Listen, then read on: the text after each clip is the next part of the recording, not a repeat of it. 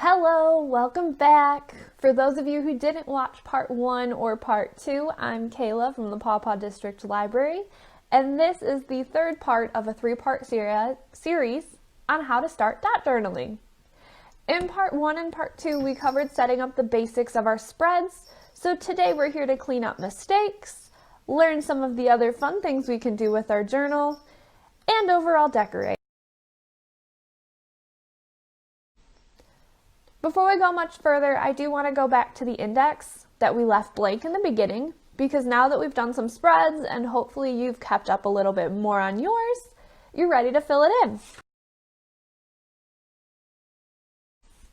An index, like any other page in this dot journal, has a million ways that you can design it. You can go through and number your pages. So if, like a book has page numbers, if that works better for you, you can number it. Or I'm going to use the tiering method so that way I know where each month begins, because for me that makes more sense. And I will also show you a few ways you can decorate. So the first thing after my index is my yearly spread.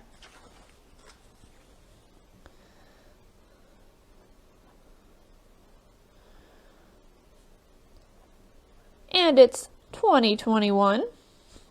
So that's my starting point.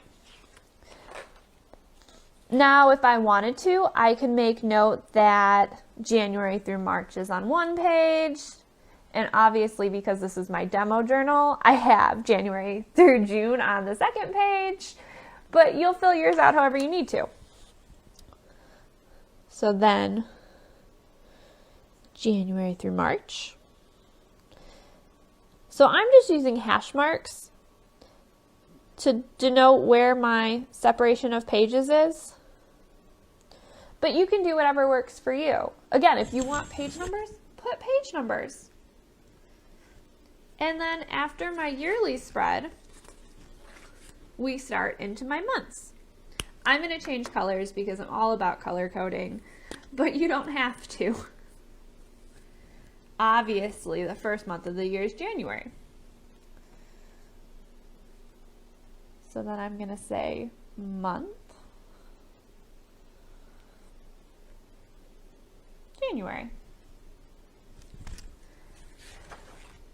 And then after that, if you did weeklies, then you'd probably have week 1. But after week 1 wouldn't be week 2, because remember, you do your journal as you keep going. So then it would be day 1. Or maybe you started this on a Thursday and it was the 5th. You'll start with day 5. And so you can keep going, and then we go back and it would be week 2. And maybe you want to put dates, that's okay. Or maybe this is all way too much and you just want to know where January starts. And then where February starts. Or maybe you decided that after all this, you really don't want an index because you're never going to look at it. Okay, that's fine, it's yours. But maybe you want to know where you start your months. So remember those decorative things you got? Your kits probably have washi tape in them, but I'm going to use Post-it flags because that's what I have. I'm going to put, I'm going to put 3 apparently, right up here at the top. So as you can see, I kind of lined it up with the top of the journal, but you could do with your washi tape too. You could make a cute little corner.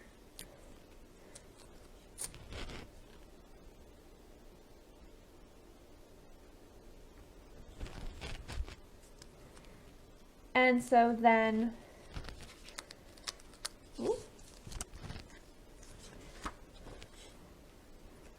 when it's shut, I'm going to have easy access to say, oh, I know where that is. That's January. Maybe. It's January. And you could use a different color, or maybe you move to a different corner for the February. It's up to you, it's yours. So that's how you can use an index and create a little bit of a decorative touch using your tape. So as promised, let's talk about mistake correction. Now, I didn't include very much in your kits that you could use for mistakes because I, in my journal, have decided that a mistake is just a new design opportunity. But you do what feels right to you. So we're going to come to a page here that I can just write on. So there's multiple different ways, and I'm sure you've thought of a few. Whiteout, you know, that liquid that you brush on, or that tape, a strip of paper that goes over it. You could use that. You could tell that there's something there, but that's okay because you can just write over it then. It's your journal. Nobody's going to know. The Post-it flags or the washi tape. So if you, let's see.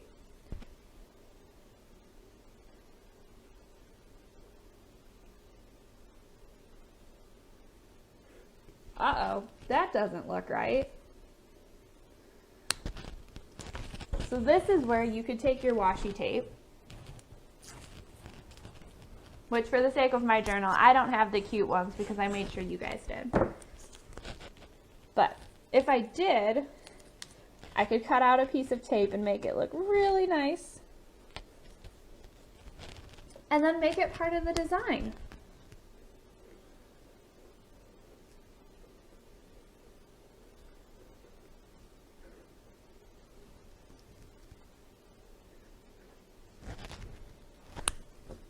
Cover it up.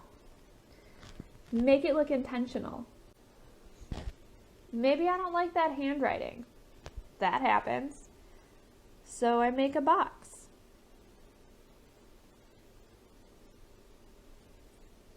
And I can color it in.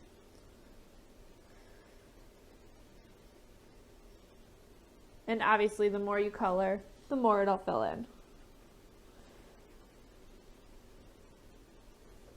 So you keep going and keep going. And then maybe you decide that dot journaling is your thing. So you want to buy a few more supplies. You could buy a white gel pen that would allow you to write over the black. And maybe give it a design aesthetic so it looks intentional.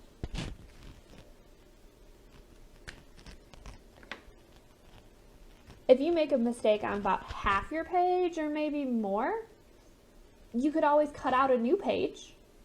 So maybe you go to your back of your journal and you very nicely rip out a page with an X-Acto knife or with really sharp scissors, and you glue it down over top of your page. So then it looks like it was never there. Or if you decide that you really, really don't like that page and that it looks awful and you want nothing to do with it, if you put some glue, you can stick your two pages together so when you flip through your journal, it was never there. Hopefully you don't want this page though, because that wouldn't work. But this journal is all about you. So it doesn't have to be a mistake. It could just be a new way of doing things. Or maybe you finally learn those calligraphy and when you write a little crooked. Uh-oh, that doesn't look like enough. But maybe it becomes decorative. Again, I told you last video, I don't really know calligraphy, but I feel like I could probably turn it into something. Maybe I'll turn it into a flower. Ooh, my drawing skills are not so hot, guys. But it's mine, so it doesn't matter. It's what I want it to look like. So that's all I'm going to say on mistake correction. You could look it up if you want more, but I'm really all about go with the flow. It's yours. It's not a mistake. It maybe was meant to be there. It's maybe meant to challenge you. Try it out. See what you think. Okay, now we're back to the fun part. So we're going to go over everything you could do with this journal that isn't a future. a monthly, a weekly, or a daily spread. You've seen me talk about some of these things as I was going, and I added them into my little spreads, but maybe I want a whole section of my journal dedicated to some of these. So I went online and I looked up one of the many different ways that you could set up your journal. And I found a really cool resource. So what I'm going to do is I'm going to actually set my journal aside and show you some of the things I printed out. You can recreate these in your journal, but to save time, I just wanted to show them to you. So the first one that I wanted to show you is the habit tracker, which you've seen. I've done it in a couple different pages of mine.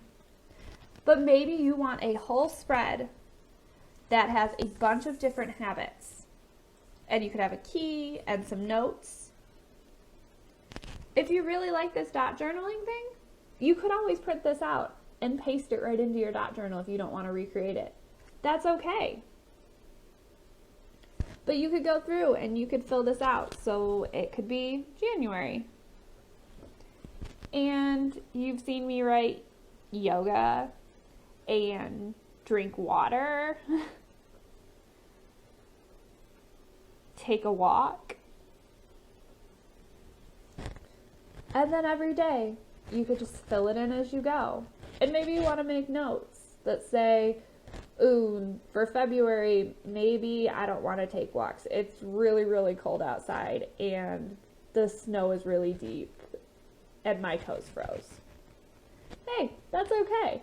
But maybe I replace it. So I make a note that says, replace walk with treadmill. There you go. A good substitution. You could also go through and fill out this calendar up here. So if you wanted to know what day of the week things fell on, so that way when you're tracking later, you could say, I did nothing every 7 days. What day of the week is that? Oh, it's Sunday. That's the day I just sit around and rest. Another thing that we talked about was keeping a diary. Now I know we've all heard it, and we've probably all made a New Year's resolution at least once in our life. I'm gonna do it. Okay, so maybe this is the year you do it because you're already gonna have this with you. It's your dot journal. So why don't you incorporate it? So remember when we did our daily spreads last week? Let's see if I can go back. We left room.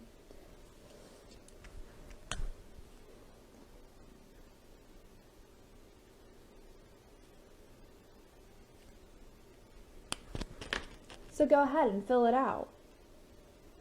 Or maybe you start on a whole new page and you just put a date.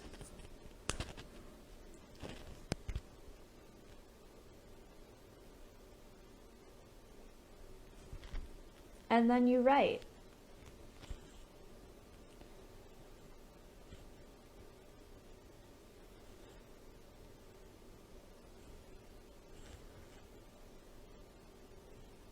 Oops. See that? I spelled something wrong. But it's okay. I'm fine with it.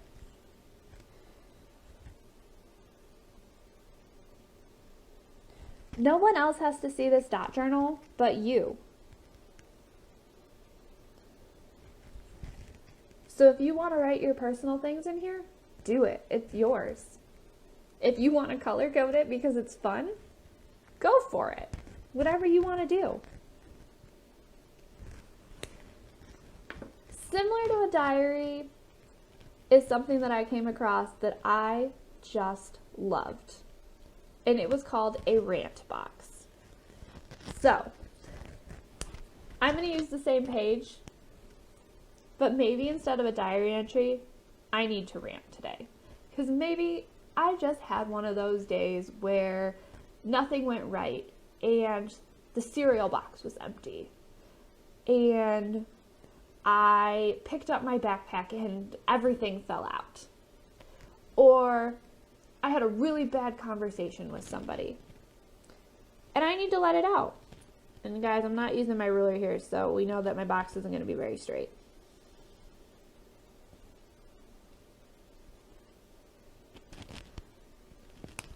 So give yourself permission, because you don't want to take it out on someone else. It's not their fault that your dog ate your homework. Things happen. But maybe you need to let it out so you can move on. Write it down. Take ownership. And then flip the page. You don't have to reread it ever. You got it out on that page. It's done. Maybe you don't like words. Maybe you like to draw. Draw it out. Make it yours. But don't hold on to it. And now that this therapy session is over, you're welcome. Moving on with more fun things you can do in your journal. Now, as we know, there is one thing that a library is known for. You can say it with me. It's books. And if you said movies, you're right too. We have those. So I want to show you something like a reading list. Maybe you want to keep track of what you're reading this year. Maybe you want to challenge yourself and read 100 books before you graduate. Do it. Ownership. Maybe you are really artistic and in your dot journal you want to make little bookshelves and maybe you draw books on them. Let's see, guys. I'm going to try. I make no promises. So let's see. We make a bookshelf. And then I come in here and I make books. And we all know books are not the same size.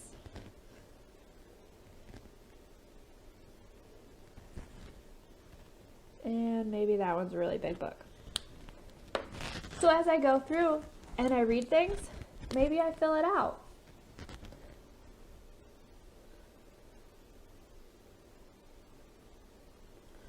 So it's decorative, it's cute, and it's tracking something.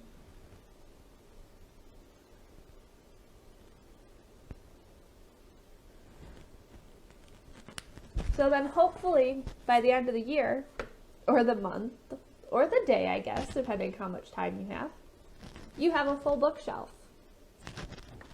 Or, if you would rather, you could keep track of the title and the author.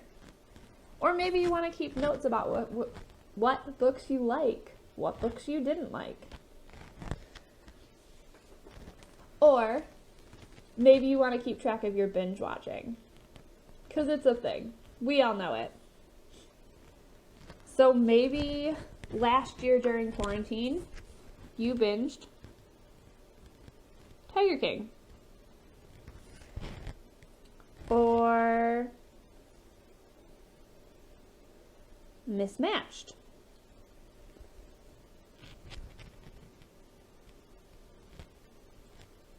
Every time you finish something, fill it out. Maybe you challenge yourself. Maybe you watch classic movies from the 80s. And so your goal is to fill your entire sheet. That's okay. Again, you could recreate this in your dot journal. I think it'd be pretty cool if you did. I'd love to see pictures in the comments if you do. I don't know where you are in your life, but maybe you're starting to think about college. Or what comes after high school. Maybe it's not college. Maybe it's getting a job. Maybe it's time you start keeping track of your spending. Because let's face it, at some point in life, you're probably going to have to do this. Why not start now? So here, this one has the item, the amount, the date. They even made categories so they know that maybe it's a necessity or maybe it's a want. Maybe it's food. And maybe a note about it. So you could go through and keep track of what you're spending. Makes you accountable. It starts better habits. Or maybe instead of your spending, you keep track of your savings. So maybe you got that $10 from grandma for your birthday. Maybe you put 5 of it into your bank account. Write that down. Or into your piggy bank. And maybe when you hit $100 in your account, you reward yourself. I don't know. What works for you? No better time than now to start thinking about this. I'm going to pull my habit tracker back, but something similar to a habit tracker would be a chore tracker.